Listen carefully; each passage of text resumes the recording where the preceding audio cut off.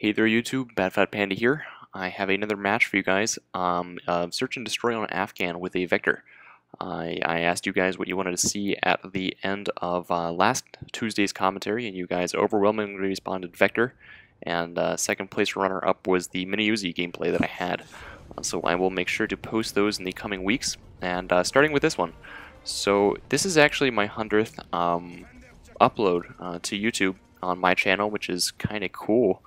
It's cool that you guys have really been giving me the support and the feedback that I needed to continue to post 100 videos up on my channel, and I really wanted to thank you for that. It's a sort of a cool achievement, a cool milestone, and I will definitely keep bringing content to you guys. Although I have to say I would probably still be posting videos here if I didn't have the number of subscribers that I did, because it's sort of a fun hobby once you get started. And yeah, so I just wanted to actually talk a fair amount about the gameplay this time, because unlike a lot of other requests sort of contradicting what I usually see in gun requests that I get specifically, and what I see a lot of other commentators get for their channels as well, is the fact that I think that you guys actually wanted to get some actual feedback on how to use the Vector, how to do well with it, what perks and how to use it really would benefit you in the long run, and I will definitely try and give that to you, as the Vector is one of my favorite guns in the game. Most of you guys know I like to run around with SMGs a lot. A lot of my videos are me using the P90 and Mini Uzi, like the gun a lot, and Vector as well, actually. So what I like about it, and what you have to really understand about it, is the fact that the iron sights are really one of the main problems that people have with the gun. And it's easy to get over, just use a red dot sight.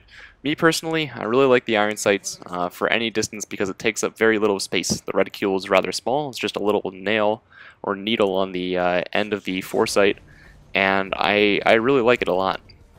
But having said that, another minor gripe that people have with it is the fact that it's a very low damage gun, and as you see here, I assume that that guy is a sniper. Unfortunately, he is quick to pull out a secondary and completely rapes me. So instead of fast forwarding and taking the hit on the large file size of the actual file, because it does damage my hard drive space a bit, I just decided to cut it, and hence the explanation. So another minor gripe that people have with it is the fact that it's a low damage rifle, or a low damage weapon, and really the sort of counter to that is the fact that it is incredibly high in fire rate.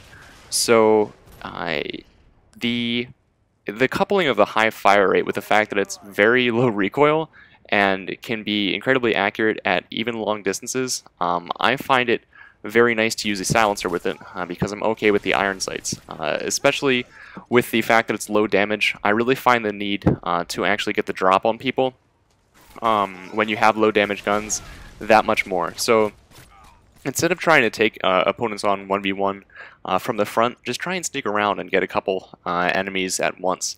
I always find that that's better in most situations, but definitely with a gun that doesn't have that extra kick. Now, having said that, I do recommend stopping power as sort of a one-and-done second perk. Seen people effectively use both lightweight and cold-blooded with it. As you see here, I'm actually using 5, 7, 9 as my kill streaks because we decided to play Search at the last minute, and I didn't have a chance to change them from Demolition that we were playing earlier. And the end of this round, too, I actually tell Andrew it becomes a 2v1 situation where we have two guys on our team, and I tell Andrew not to kill the guy after I encounter him in a little bit.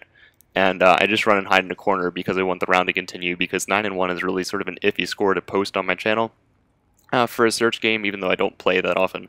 And I just wanted some more kills because I knew I could get my Harriers next round and go on a tear with those babies.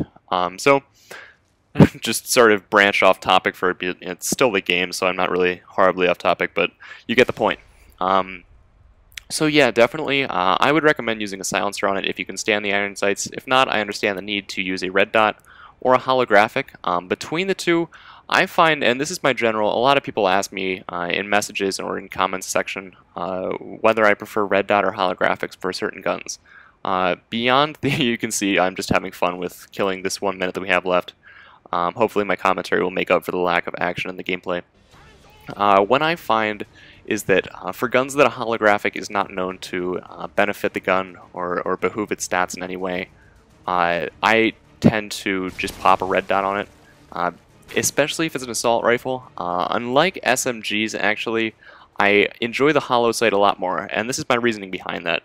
At long ranges, when you're using an assault rifle, the holographic sight takes up much more space of the actual target that you're shooting at, and it makes it awkward for me to shoot.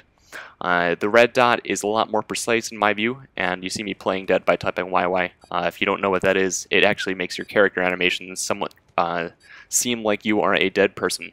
So if you'd like to ninja defuse a lot, which I have been lately, montage to be coming somewhat soon, definitely go for the double YY. Especially in search, it's quite fun to screw around with people doing that. Holographic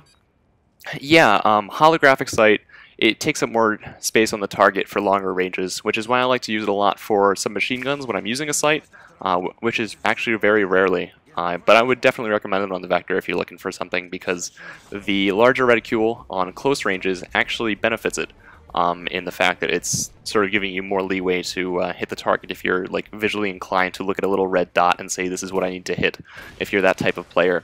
As you see, I'm using a hardline. The reason I have one-man army classes on this, it's not because I noob-tube, because you can see that none of my classes include noob-tube. The only danger close class I have is which of the Riot Shield and Blast Shield, so I can use it for my AC-130s, because I'm actually trying to get a gameplay with one-man army, the proper use of one-man army, and that's coming soon. I've had a couple games that are like 10 KD-ish, but they're low kill, like 30 kills and such. I want to try and get a little bit more, and sort of nix out the deaths if I do quite well in kills. So you see here I'm using a hardline to get my Pavlo at 8 kill streaks, because I was just finding another guy for my Harrier, and my air support does some work, we get the last kill, and that's the end of the game. So I am briefly going away, I wanted to say. I'm leaving this Saturday when you guys are watching this, and I will be back 2 Saturdays from then.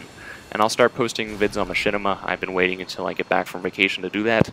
And yeah, so I hope you can bear without me for 2 weeks. I hope you enjoy while I'm gone. Enjoy the rest of your day and weekend and week, whatever the hell I decide to post this, and I will see you later. Enjoy.